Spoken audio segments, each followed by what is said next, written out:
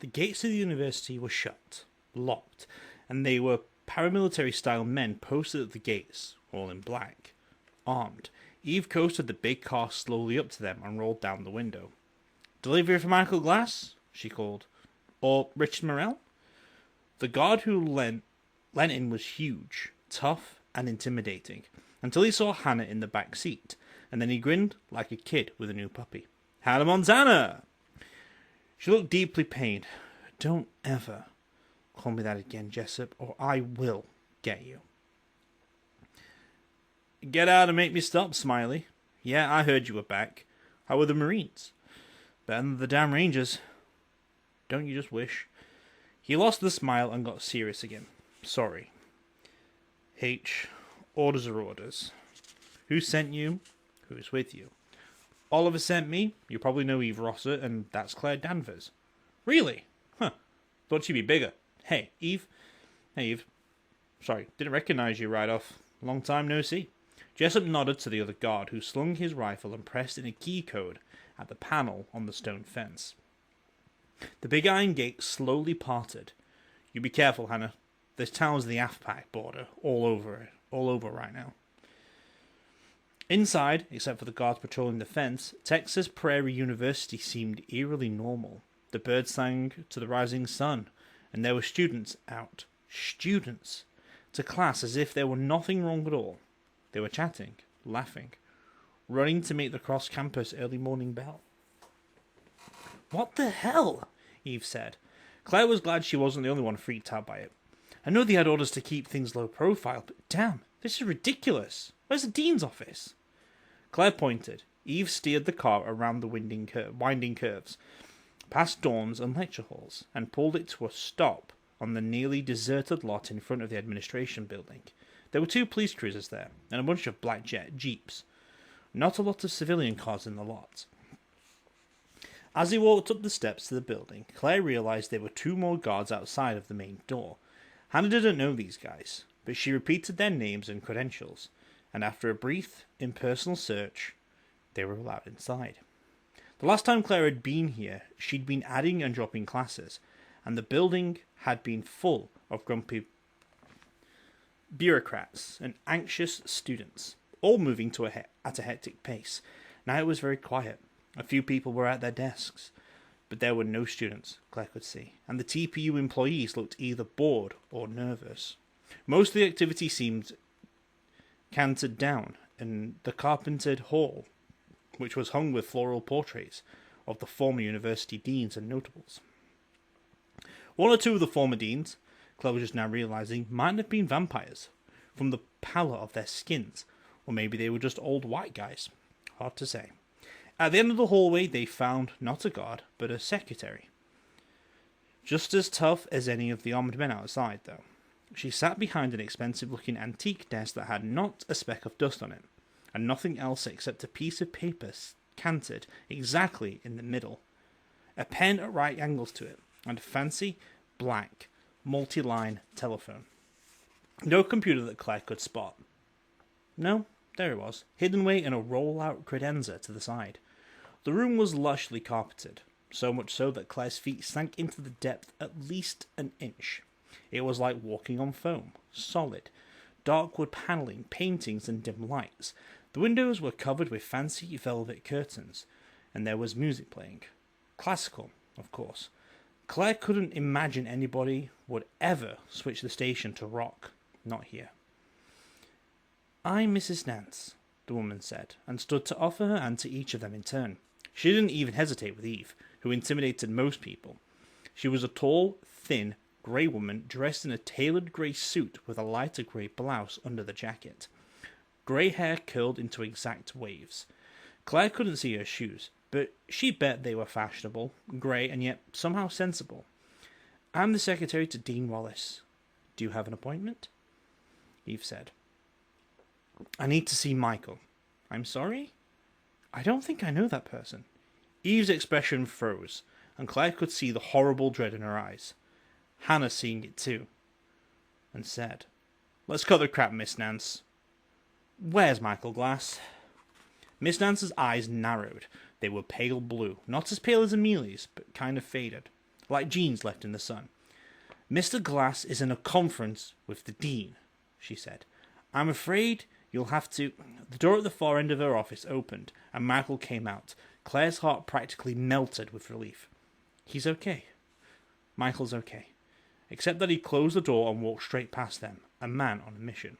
He walked right past Eve, who stood there, flat-footed, mouthed open, fear dawning in her expression. "Michael!" Claire yelped. He didn't even pause. "We have to stop him." "Great," Hannah said, and three of them took off in pursuit. It helped that Michael wasn't actually running, just moving with a purpose. Claire and Eve edged by him in the hall and blocked his path. His blue eyes were wide open, but he just didn't see. He sensed an obstacle at least, and paused. "Michael," Claire said. "Tell me, why can't I have tranquilizers? Why? Michael, you can't go out there. It's already morning. You'll die." "He's not listening," Hannah said. And she was right. He wasn't. He tried to push between them, but Eve put a hand in the center of his chest and held him back. "Michael? It's me. You know me, don't you? Please." He stared at her with utterly blank eyes, and then shoved her out of his way. Hard. Hannah sent Claire a quick, commanding look. "Get help now." "I'll try to hold him." Claire hesitated, but Hannah was without any doubt better equipped to handle a potentially hostile Michael than she was. She turned and ran, past startled desk jockeys and coffee-bearing civil servants, and slid to a stop in front of one of the black uniformed soldiers. "Richard Morel," she blurted. "I need him right now." The soldier didn't hesitate. He grabbed the radio clipped to his shoulder and said, "Admin, to Morel." "Morel, go." God, I'm so bad at reading today. The soldier unclipped the radio and silently offered it to Claire. She took it. It was heavier than the walkie-talkies, and pressed the button to talk. "Richard, it's Claire. We have a big problem. We need to stop Michael and anybody else." How could you say vampire with actually saying it? "Anybody else with a sun allergy from going outside." Why the hell would they be? I don't know. They just are. The image of Officer O'Malley on fire leapt into her mind, and she caught her breath on a sob. "Help us. They're going out in the sun." "Give the radio back," he ordered. She handed it to a black uniformed man. "I need you to go with this girl and help her. No questions." "Yes, sir." He clicked off the radio and looked down at Claire.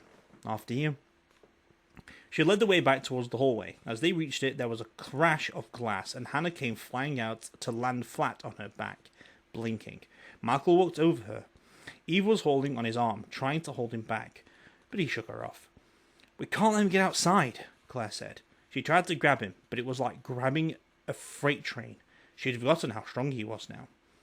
"Out of the way," the soldier said, and pulled a handgun from a holster at his side. "No, don't!" The bureaucrats scattered, hiding under their desks, dropping their coffee to hug the carpet.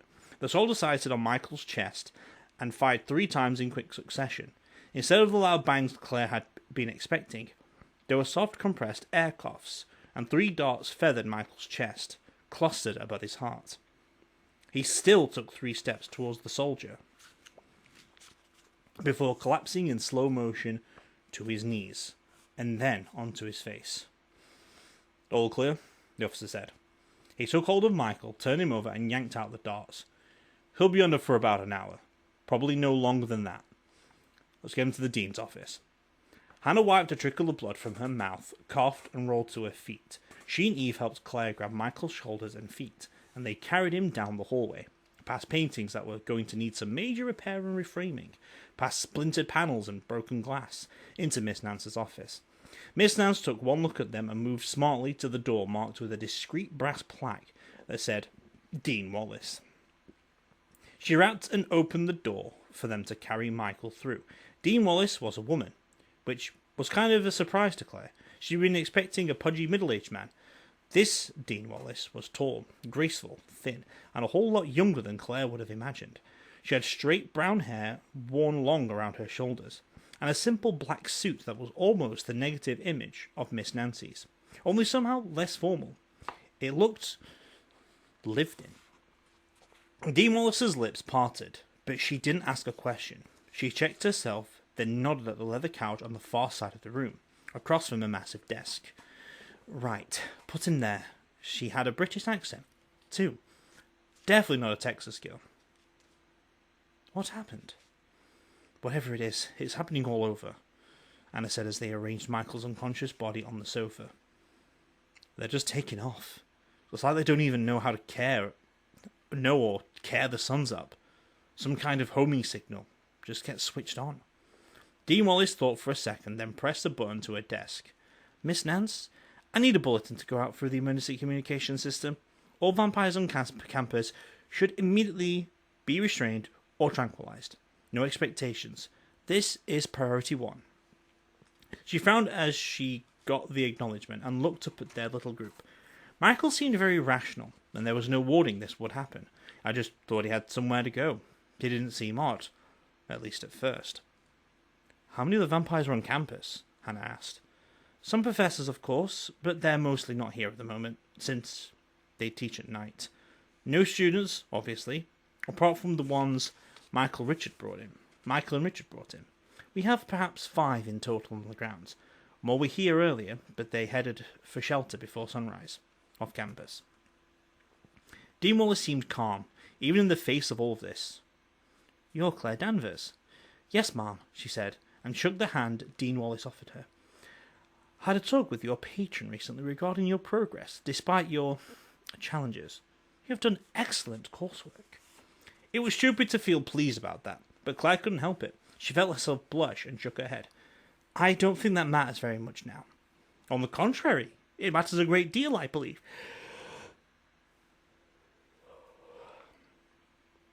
Eve settled herself down next to the sofa, holding Michael's limp hand.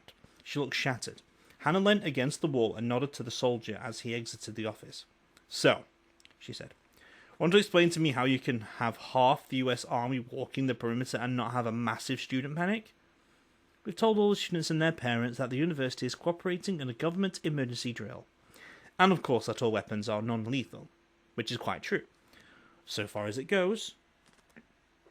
The issue with keeping students on campus is a bit trickier, but we've managed so far by linking it to the emergency drill. Can't go on for long though.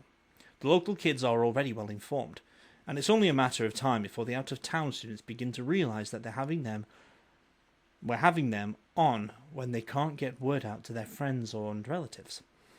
We're filtering all internet and phone access, of course. Dean Wallace shook her head. But that's my problem, not yours, and yours is much more pressing. We can't knock out every vampire in town, and we can't keep them knocked out in any case. None of apple juice in the world, Hannah agreed. We need to either stop this at its source or get the heck out of their way. There was a soft knock at the door, and Mrs. Nance stepped in. Richard Morel, she announced, and moved aside for him. Claire stared. Monica's brother looked like about 50 miles of bad road, exhausted, red-eyed, pale, running on caffeine and adrenaline. Just like the rest of them, she supposed. As Miss Nance quietly closed the door behind him, Richard strode forward, staring at Michael's limp body. Is he out? His voice seemed rough, too, as if he'd been yelling a lot. Sleeping the sleep off, the just, Hannah said. Or the just drugged, anyway. Claire? Radio. Oh, she'd forgotten about the backpack, still slung to her shoulder. She quickly took out the last radio and handed it over, explaining what it was for. Richard nodded. I think this calls for a strategy meeting, he said, and pulled up a chair next to the couch. Hannah and Claire took seats as well, but Eve stayed where she was, by Michael, as if she didn't want to leave him even for a moment. Dean Wallace sat behind her desk, fingers steepled, watching with interested calm. I put in the code, right? He was already doing it, so Claire just nodded. A signal bleeped to show he was logged on the network. Richard Morel, University, checking in. After a few seconds, a voice answered. Check. Richard, you're the last station to report. Stand by for a bulletin. There was a few clicks, and then another voice came over the radio. This is Oliver. I'm broadcasting to all the network with emergency orders. Restrain every vampire allied to us that you can find, by whatever means necessary. Locked rooms, chains, tranquilizers, cells. Use what you have. Until we know how and why this is happening, we must take every precaution during the day. It seems that some of us have resistance to the call, and others have immunity. But this could change at any time. Be on your guard. From this point forward, we will conduct hourly calls, and each location will report status. University Station, report. Richard clicked the talk button. Michael Glass and all the vampires in our group are being restrained. We've got student containment here, but it won't last. We'll have to open the gates no later than tomorrow morning if we keep it together until then. Even with the phone and the internet blackout, somebody's going to get the word out. We're following the plan, Oliver said. We're taking the cell towers down in 10 minutes, until further notice. Phone lines are already cut. The only communication from this point forward will be strategic, using the radios. What else do you need? Whip in a chair? Nothing. We're fine here for now. I don't think anybody will try a daylight assault, not with as many guards as we have here. Richard hesitated, then keyed the mic again. Oliver, I've been hearing things. I think there are some factions out here they're forming. Human factions. Could complicate things. Oliver was silent for a moment, then said, Yes, I understand. We'll deal with that as it arises. Oliver moved on to the next station on his list, which was the glass house. Monica reported in, which was annoying. Claire resisted the urge to grind her teeth. It was a quick summary, at least, and as more founder houses reported in, the situation seemed the same. Some vampires were responding to the homing signal, and some weren't. At least, not yet. Richard Morel was staring thoughtfully into the distance, and finally, when all the reports were finished, he clicked the button again. Oliver, it's Richard. What happens if you start going zombie on us? I won't, Oliver said. If you do, humour me. Who takes over? Oliver obviously didn't want to think about this, and Claire could hear the barely suppressed fury in his voice when he replied. You do, he said. I don't care how you organise it. If we have to hand the defence of Morganville over to me humans, we've already lost. Oliver signing out. Next check-in, 1 hour from now. The walkie-talkie clicked off. That went well, Dean Wallace observed. He's named you heir apparent to the apocalypse. Congratulations. Yeah, it's one hell of a field promotion. Richard stood up. Let's find a place for Michael. We have some storage areas in the basement. Steel doors, no windows. That's where they'll take the others. That'll do for now. I want to move him into the jail as soon as we can. Centralise the containment. Claire looked at Eve, and then at Michael's sleeping face, and thought about him alone in a cell. Because what else could you call it? Locked away like Mernin? Mernin? She wondered if he'd felt this weird pull too, and if he had, whether or not they'd be able to stop him from taking off. Probably not. If he'd been determined to go running off, Mernin was one of those unstoppable forces, and unless he met an immovable object. She sighed and helped carry Michael down the hall, past the stern bureaucrats, to his temporary holding cell. Life went on, weirdly enough. Human life, anyway. People began to venture out, clean up the streets, retrieve things from burnt and trashed houses. The police began to establish order again, but there were things happening. People gathering in groups on street corners, talking, arguing. Claire didn't like what she saw, and she could tell that Hannah and Eve didn't either. Hours passed. They cruised around for a while and passed bulletins back to Oliver on the groups they saw.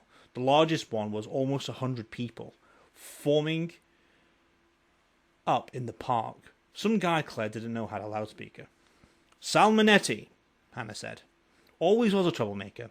I think he was one of the Captain Obvious guys for a while, but they had a falling out. Sal wanted a lot more killing and a lot less talking. That wasn't good. It really wasn't good. How many people were out there listening to him? Eve went back to Common Grounds to report in, and that was just when things started to go wrong. Hannah was driving Claire back home, after dropping off a trunk full of blood bags from the university storage vaults, when the radio Claire had in her pocket began to chime for attention. She logged in with the code, and as soon as she did, a blast of noise tumbled out of the speaker. She thought she heard something about Oliver, but she wasn't sure. Her shouted questions weren't answered. It was as if someone had pressed the button by accident in the middle of a fight, and everybody was too busy to answer. Then the broadcast went dead. Claire exchanged a look with Hannah. Better? Go to Common Grounds? Yeah. Copy that. When they arrived, the first thing Claire saw was the broken glass. The shutters were up and 2 front windows had been shattered out, not in. There were sprays of broken pieces all over all the way to the curb. It seemed very, very quiet.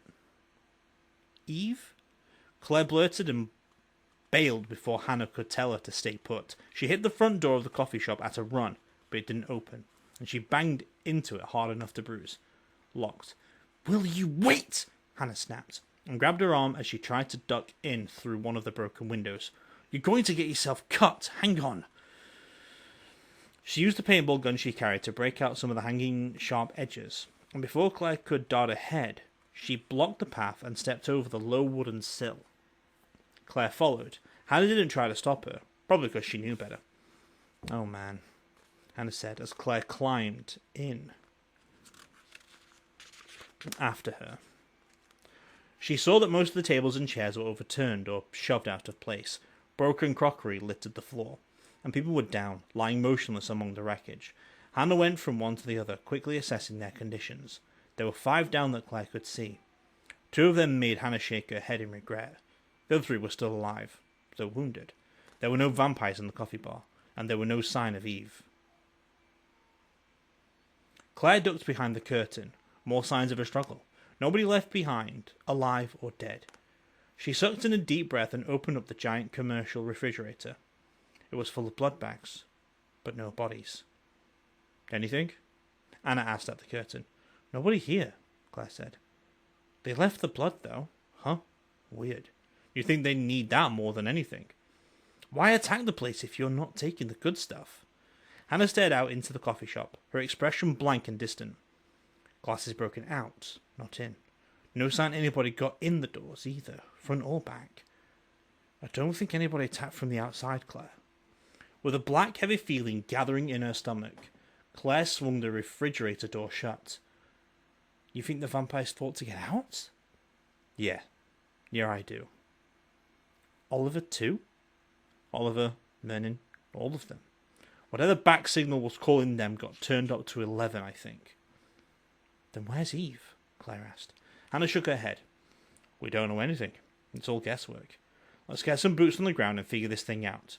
She continued to stare outside. If they went out there, most of them could make it for a while in the sun, but they'd be hurt. Some couldn't make it far at all.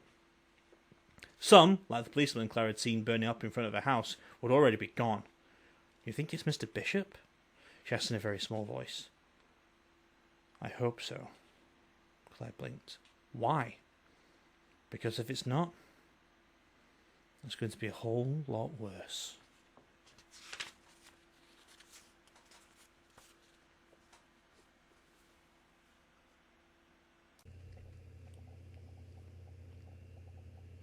Hello everyone, thank you for listening to the audio file or audio reading I've done of a Rachel Kane book. I'm putting this in there, so if you want to skip past this bit and move on to the next video, that's fine by me. This is just like a cancer plug, because I want to do this, as well as also I have to do this, because the thing you've just listened to is illegal for me to do without having a charity case behind it, which I don't want it to be like a situation like, oh, I'm only doing this for the sake of cancer, which I'm actually doing this for the sake of cancer, but I did cancel this series a long time ago. It came to my recent attention that I should redo this in a better format, and I feel like now is a perfect opportunity to actually restart this in the worst possible way. Back in 1st of November, back in 2020, Rachel Kane sadly passed away to a rare bone cancer called sarcoma. Now, in the description below is going to be a link that you can. It's going to be a link so you can support the research into helping people survive and defeat sarcoma bone cancer and soft tissue cancer cells and all that stuff. So that's just going to be in the description right there down below. It is in pounds for those American ones, but obviously PayPal and all the research still goes to the same thing, because once it's been cured, once they found a cure for it or found an easier solution for it and stuff like that, it does get sent around all around the world, because everyone works on the same thing all over the world. It's just that this charity is based in UK. I live in the UK, so it still goes to the same goal to beat sarcoma for a long time, and I feel like this is the best opportunity to work with it for any Rachel King books that we do during the Morganville series or any future series that we do, Obviously, this is even going to be in the future series if we do them. So any book that we do by Rachel Kane is going to have this at the end, just to plug a little bit of a cancer support for people with sarcoma, because it is a rare cancer, and there is not a very good survival rate. So just putting that in there to help people or to support the issues that are out there, because I'm not going to get any money from these videos at all, even in like the present when I'm not getting any money of this recording, or in the future, if possibly I do. But this is not what I'm about. This is all about for what Rachel Kane succumbed to in the end. So hopefully that as a team together we can beat sarcoma and end one of the cancers that are killing people, because no one likes that. But anyway, have a good day.